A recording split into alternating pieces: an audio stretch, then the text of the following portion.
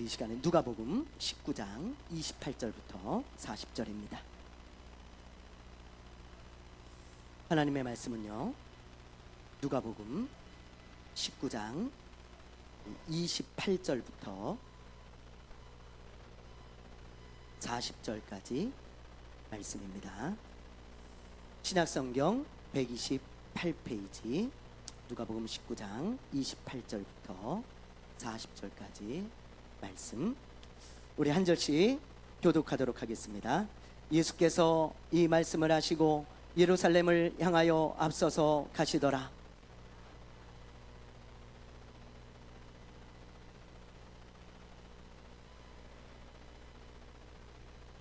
이르시되 너희는 맞은편 마을로 가라.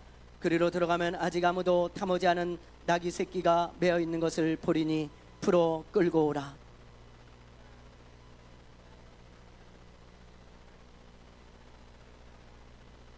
보내심을 받은 자들이 가서 그 말씀하신 대로 만난지라.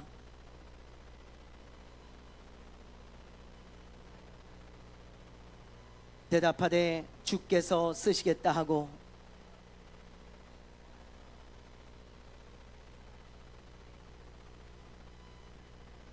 가실 때에 그들이 자기의 겉옷을 길에 펴더라.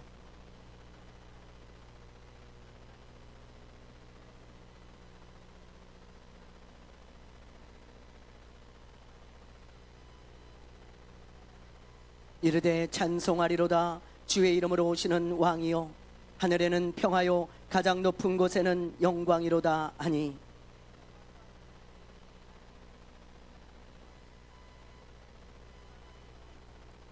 같이 합니다. 대답하여 이르시되 내가 너희에게 말하노니 만일 이 사람들이 침묵하면 돌들이 소리 지르리라 하시니라. 아멘.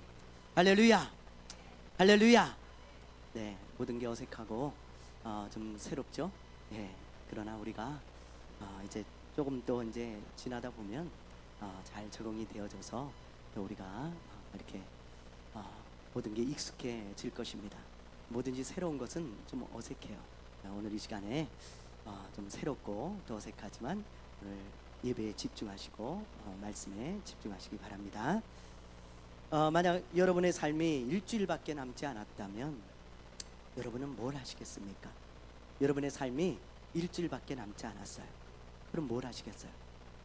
어떤 사람은 뭐 가보고 싶은 곳을 가볼 수 있겠죠. 또 어떤 사람은 그동안 하지 못했던 것을 할 수도 있을 것입니다. 또 어떤 사람은 먹고 싶은 것을 먹을 수도 있을 거고요. 또 어떤 사람은 만나고 싶은 그런 사람들을 만날 수도 있을 거예요. 여러분의 삶이 일주일 남았다 그러면 여러분들이 하고 싶은 게 각자 다르겠죠. 저하고 친한 어떤 목사님이 지금 돌아가셨거든요. 근데 암 투병 중에 시한부 인생을 살아가면서 저한테 전화를 한 적이 있어요. 목소리가 나오지를 않더라고요. 얼마나 몸이 안 좋은지. 그때 몸 상태가 최고로 안 좋을 때였어요. 그래서 의사도 이제 준비하라 그랬을 때였고요. 근데 온 힘을 다해가지고 친한 목사님들한테 한 분 한 분 이제 연락을 한 거예요. 자기의 삶이 얼마 남지 않았다는 것을 알고 온 힘을 다해서 목사님들한테 연락을 했죠. 저한테도 전화가 왔었는데요. 그 목사님이 저한테 그러는 거예요. 이 목사, 내가 예수님을 얼마 전에 만났어. 꿈인지 환상인지 모르겠는데 예수님을 만났다는 거예요. 근데 그 예수님께서 뭐라 그러셨냐면, 얘야, 내가 너희를 위하여 처소를 준비하러 간다는 말씀 기억나니? 예, 기억나죠. 내가 이 세상을 6일 동안 만들었는데 참 아름답지? 예. 그런데 내가 너희를 위하여 지금까지 처소를 준비하고 있으니 그 천국은 얼마나 아름답겠니? 그러면서 너 목회하느냐고 수고했다 그러더라는 거예요. 그러면서 저한테 이런 말씀을 하세요. 목사님, 나같이 목회를 형편없이 한 사람도 이렇게 수고했다 그랬는데 열심히 목회한 목사님들은 얼마나 주님이 칭찬을 하시겠습니까?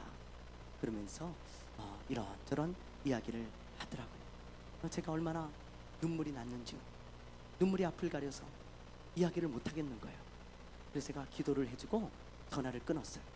그리고 가만히 생각해 보니까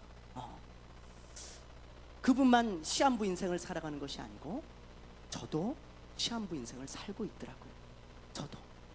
누구나 인생은 시한부 인생이잖아요. 언제 하나님이 부르실지 모르고 언제 죽을지 모릅니다.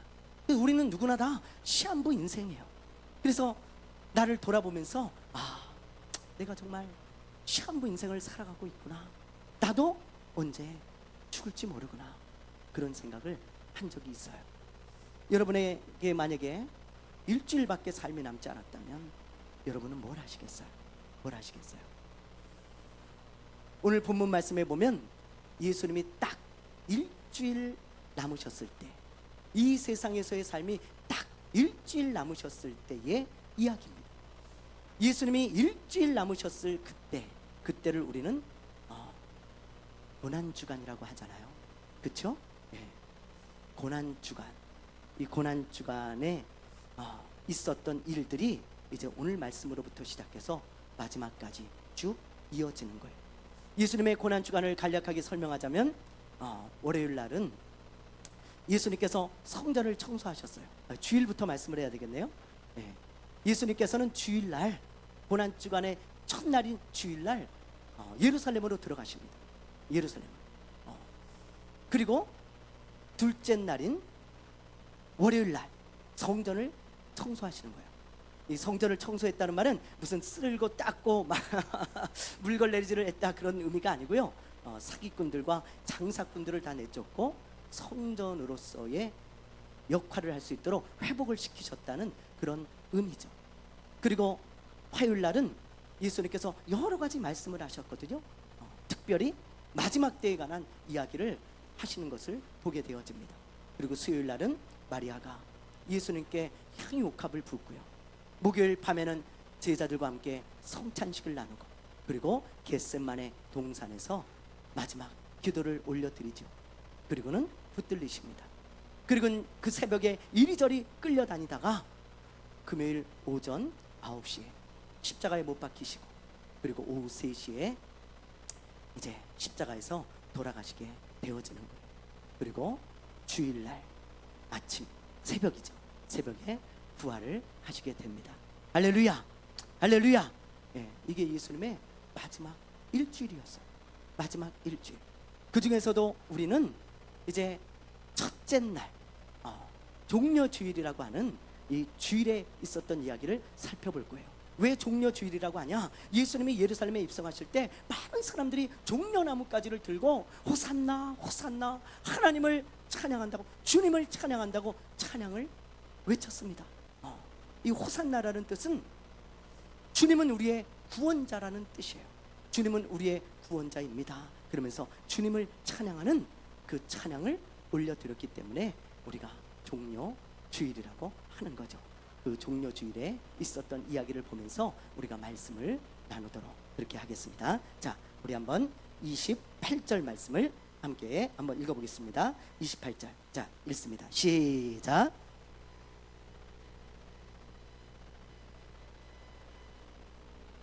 네, 여기 보면 예수님이 예루살렘을 향하여 가셨다고 했는데 이 말이 무슨 말일까요? 이 말이 무슨 말일까요? 우리를 구원하기 위해 십자가를 지러 예루살렘으로 들어가셨다는 거예요. 예루살렘으로. 예수님은 종려주일에 예수님 예루살렘에 들어가시고 금요일 날 십자가에 달려 죽으십니다. 그런데 스가랴서에 보면 예수님이 예루살렘에 들어가실 때에 어린 나귀를 타고 들어간다고 예언되어 있어요. 자, 우리 한번 볼까요? 스가랴서 9장 9절을 세 번역으로 우리 한번 보겠습니다. 스가랴서 9장 9절. 자, 한번 읽어볼게요. 시작.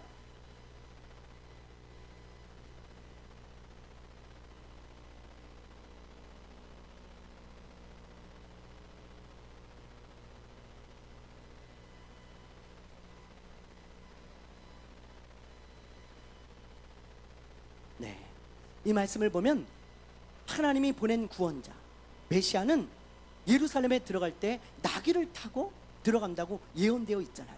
그렇죠? 500년 전에 예언한 말씀이거든요. 예수님이 이 세상에 오시기. 그런데 500년 후에 예수님께서 이 말씀을 이루시기 위하여, 그렇잖아요? 예수님은 이 말씀을 다 이루시고 가셨습니다.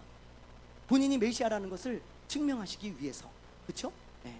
그래서 제자들을 불러서 이 말씀을 이루기 위해서 이런 부탁을 하시는 거예요. 자, 한번 볼게요. 무슨 말씀을 하셨는지. 29절에서 31절입니다. 한번 읽어보겠습니다. 29절부터 31절 시작.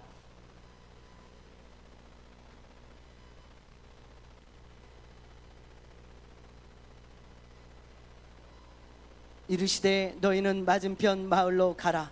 그리로 들어가면 아직 아무도 타보지 않은 나귀 새끼가 매어 있는 것을 보리니 풀어 끌고 오라. 만일 누가 너희에게 어찌하여 푸느냐 묻거든 말하기를 주가 쓰시겠다 하라 하시매. 아멘. 자, 29절을 보면 예수님께서 예루살렘 근처에 있는 벳바게와 베다니에 가까이 가셨을 때에 그랬어요. 자, 우리 지도를 한번 보여주세요. 자, 이 지도를 보시면요, 예수님은 지금 여기 여리고에서, 그렇죠? 예루살렘을 향해 이렇게 가십니다. 그렇죠? 그런데 여기 벳바게와 베다니는요, 예루살렘에서 굉장히 가까워요. 한 3km에서 4km 정도밖에 되지 않아요. 그러니까 1시간 정도 걸어서 1시간 정도 거리입니다. 예수님이 지금 예루살렘으로 가까이 가시다가 이 벳바게와 베다니 근처에 이르렀을 때, 아주 가까이 가셨을 때 제자들에게 이런 말씀을 하신 거예요. 얘네들아, 너희들 저 건너편 맞은편 마을로 가면 어린 나귀 새끼 하나가 나무에 매여 있을 거다. 그 어린 나귀를 가서 끌고 와라. 만약에 그 나귀 주인이 아니 왜 나귀를 끌고 가십니까? 그러면 주가 쓰시겠다 해라. 그렇게 말하고 끌고 오라는 거예요. 그래서 제자들이요, 알겠습니다, 그렇게 하겠습니다. 그리고는 건너편 마을로 갔는데 진짜 어린 나귀가요 나무에 매어져 있는 거예요. 그래서 제자들이 주님이 말씀하신 나귀가 저 나귀인가 보다. 그리고는 그 나귀를 풀고 있었거든요.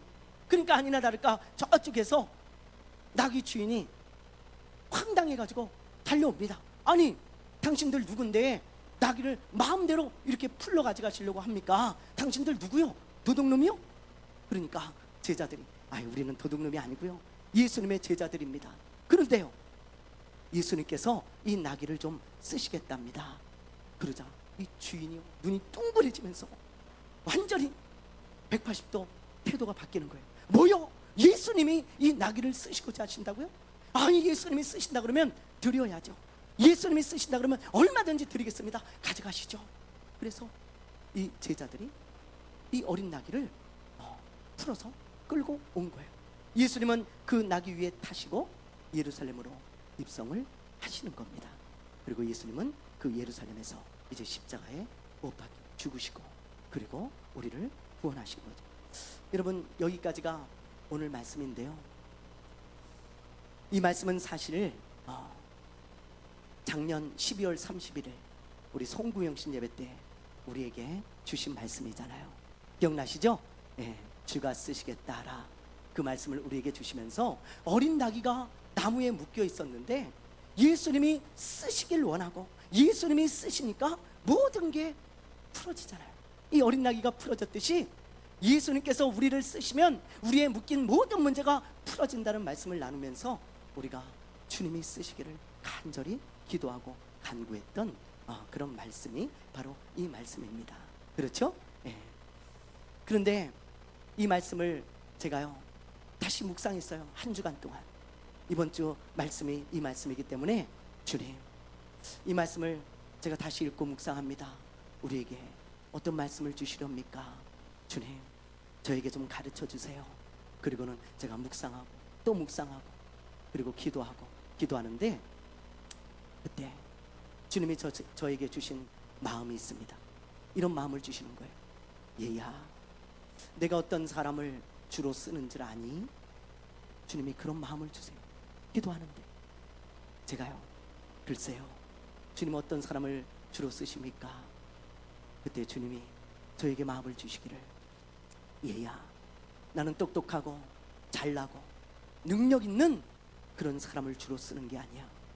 나는 이 어린 나귀와 같이 볼품없고 보잘것없고 그리고 연약하고 부족한 그런 사람을 즐겨 쓴단다. 너나 친구들 교회나 이 어린 나귀 같지 않니? 맞아요, 주님. 내가 너희들을 즐겨 쓸 거야. 내가 너와 교회를 쓸 것이다. 그런 마음을 주는데요, 눈물이 흐르는 거예요. 눈물이 주르륵 흘렀습니다. 왜냐하면 정말 제 마음에 그런 마음이 있었기 때문에. 여러분, 우리를 보세요. 지금 우리를 보십시오. 여러분의 목사인 저도 그렇고 여러분도 그렇고요, 우리 교회도 그렇고요. 우리요 진짜 부족하고 연약해요. 정말 어린 나귀와 같습니다. 어린 나귀와 같아요. 뭐 하나 내세울 것 없고요. 이게 겸손해서 말하는 게 아니고 정말 사실이에요. 그냥 실제입니다. 우리 하나 뭐 어느 것 하나 내세울 것 없는 연약하고 부족한 사람들이 우리들. 그런데 주님이 그런 사람들을 즐겨 쓰시고 그런 교회를 쓰셔서 하나님의 살아계심을 나타내고 하나님의 영광을 나타내게 하신다는 거예요. 아멘입니까? 아멘입니까? 세상은 다릅니다. 여러분, 세상은 능력 있는 사람을 좋아해요. 세상은요 무엇인가 갖추고 있는 사람을 쓰기를 원합니다. 부족하고 연약한 사람들은 잘 쓰지 않고 좋아하지 않고 다 걸러내요. 세상은 능력 있고 똑똑하고 그리고 뭔가 잘할 수 있고 그런 사람을 필요로 하고 그런 사람을 씁니다. 그러나 우리 주님은 다르다는 거예요. 우리 주님은 언제나 이 어린 나귀 같은 그런 사람, 연약하고 부족한 사람들을 사용하셔서 하나님의 영광을 나타내시기를 즐겨 하시는 하나님이십니다. 그래서 하나님은 연약하고 부족한 사람들을 즐겨 쓰시고 그런 교회들을 즐겨 사용하시는 하나님이라는 것을 우리가 알아야 되는 거예요. 우리 주님께서 그 말씀을 해주시면서, 얘야, 낙심하지 마라. 낙심하지 마라. 내가 너희들을 귀하게 쓸 거야. 내가 너희들을 내 오른손으로 붙들고 귀하게 사용할 거야. 그런 마음을 주시는데 제가 얼마나 감사하고 기뻤는지 몰라요. 여러분, 모세를 보세요. 모세가 하나님께 부름받을 때는 잘 나갈 때가 아니에요. 그렇죠?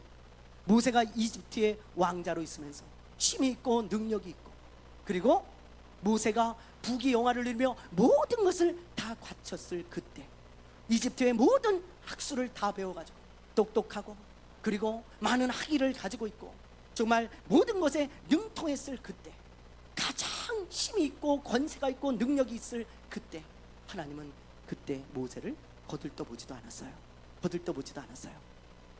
모세가요, 하나님이 안 하시면 내가 하죠 그러면서 말이죠, 모세는 그때 자기의 힘으로 이스라엘 백성들을 구원하기 위해서 몸부림쳤습니다. 그렇죠? 그러나 하나님은 그런 모세를 보면서, 그래 모세야, 네가 해봐라. 응? 네가 해봐라. 네 능력으로 네 힘으로 한번 이스라엘을 구원해봐라. 그러면서 하나님은요 손 놓고 계셨어요. 모세는 결국 자기의 힘으로 이스라엘 백성들을 구원하려고 하다가 실패하죠. 그리고 저 광야로 도망을 칩니다. 그 광야에서 40년 동안 양을 치면서 그러면서 살아가요. 그렇게 40년이 흘렀어요. 가장 잘 나가던 이집트의 왕자가 가장 비참한 그런 신세가 된 것입니다. 그리고 그렇게 40년이 흘렀을 때 모세한테 힘이 다 빠졌어요. 아무런 권세도 없습니다. 아무것도 가진 게 없어요. 아무것도 내세울 게 없는 노인이 되었어요. 아무것도 자기를 보면요 뭐 하나 제대로 된 게 없는 그런 가장 약하고 가장 힘들고 가장 어려운 그때, 어린 나귀와 같은 그때에 하나님께서는 모세를 찾아오세요. 그리고는 그 모세를 부르십니다. 모세야, 지금이다. 내가 너를 쓸 거야. 내가 너를 보내서 내 백성 이스라엘을 이집트에서 구원하게 할 거야. 모세가 얼마나 황당했겠어요. 얼마나 당황스러웠겠어요. 하나님, 늦었습니다. 저를 쓰시려면 제가 이집트의 왕자였을 때 쓰셨어야죠. 그때 힘이 있고 능력이 있고 그때 모든 것을 다 갖췄을 그때에 저를 쓰셨어야 이스라엘 백성들을 구원하지. 지금 저는 아무것도 없습니다. 힘없는 노인이고 가진 것도 없고 지식도 없고 할 수 있는 능력도 없고 힘도 없는 그런 노인에 불과한데 저를 어떻게 쓰시겠다고 하십니까? 모세가 얼마나 하나님께 호소하고 또 호소합니까? 저는 그런 사람 아닙니다. 그런 사람 아닙니다. 지금은 그때가 아닙니다. 그러나 하나님은 또 말씀하시기를, 모세야, 네 생각에는 그때지만 내 생각은 지금이야. 지금 너를 저 이스라엘 백성들에게 보낸다. 가서 내 백성 이스라엘을 구원해내라. 하나님이 보내지 않습니까? 여러분, 우리가 이런 것을 보면서 깨달아야 돼요. 하나님은요 항상 그런 분이세요. 그런 분. 그래서 사도 바울은 고린도 교회 성도들에게 이런 고백을 하고 있어요. 자, 우리 한번 고린도전서 1장 우리 말씀을 한번 읽어볼까요? 시작. 형제자매 여러분, 여러분이 부르심을 받을 때에 그 처지가 어떠하였는지 생각하여 보십시오. 육신의 기준으로 보아서 지혜 있는 사람이 많지 않고 권력 있는 사람이 많지 않고 가문이 훌륭한 사람이 많지 않았습니다.